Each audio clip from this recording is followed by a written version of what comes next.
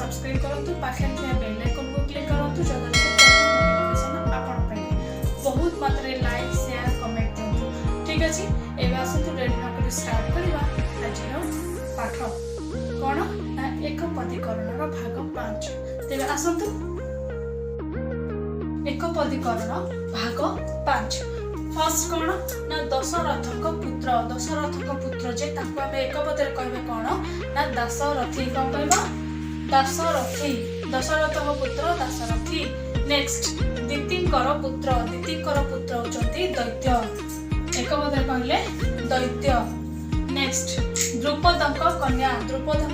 हम एक पदरे कहि परिबा द्रौपदी कोन कहि परिबा द्रौपदी नेक्स्ट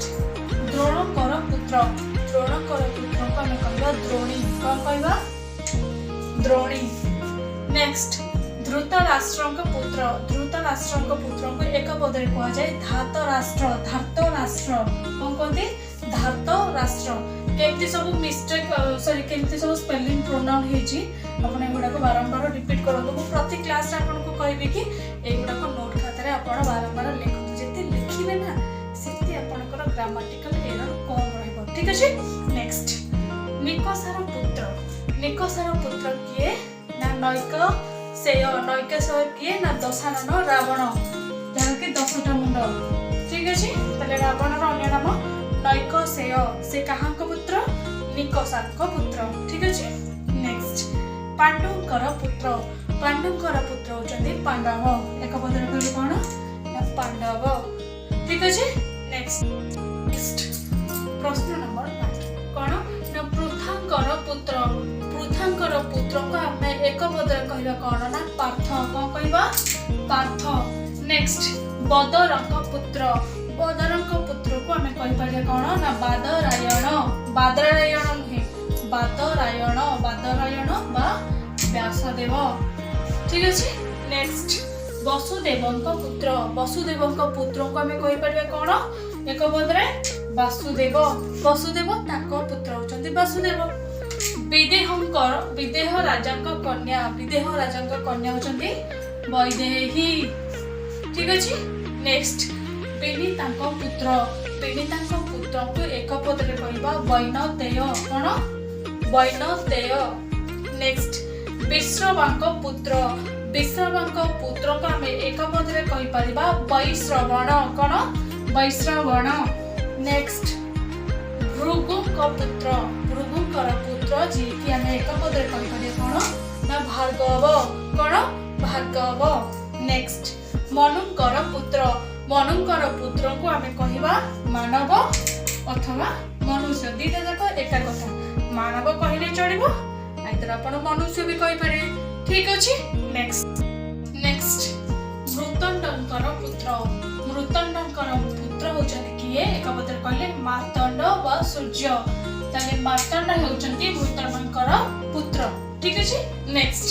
मेनकांक पुत्र को हमें एक पदरे कहिबा कोन ना मैनाक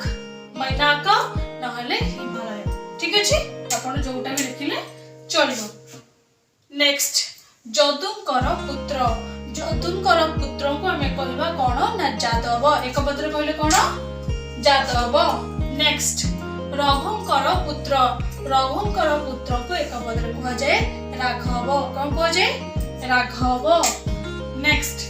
राधांकर पुत्र को हमें कहिबा राधेय नहले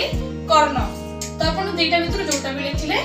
सठिक रहइबो राधांकर पुत्र की राधेय नहले कर्ण ठीक अछि नेक्स्ट सूरवंशर पुत्र देखंतु सूर केमति लिखा आइछि सरे हर्षोर न एटा होछि दीर्घकार हैना सूरवंशर पुत्र जहा को हमें एक पदरे कहिबा सौरी रे दीर्घ निये एटा होछि रे हर्षे सौरी अथवा हमें लिखि परिबा श्री कृष्ण ठीक अछि नेक्स्ट सुमित्रांक पुत्र को हमें एक पदरे कहिबा सौमित्री कोन कहिबा सौमित्री नेक्स्ट विमातार पुत्र को हमें एक पदरे कहिबा कोन ना वैमात्रेय कोन कहिबा वैमात्रेय नेक्स्ट भगिनीर पुत्र को हमें एक पदरे कहिबा भागिनेय कौन कहबा भागिनेय। नेक्स्ट राजन को पुत्र को आमे एक पद रे कहबा राजन्य कौन राजन्य। नेक्स्ट हाँ पिला आमे आज भाग 5 एक पदीकरण विषय आमे जाइले कोन ना 25 टा एक पदीकरण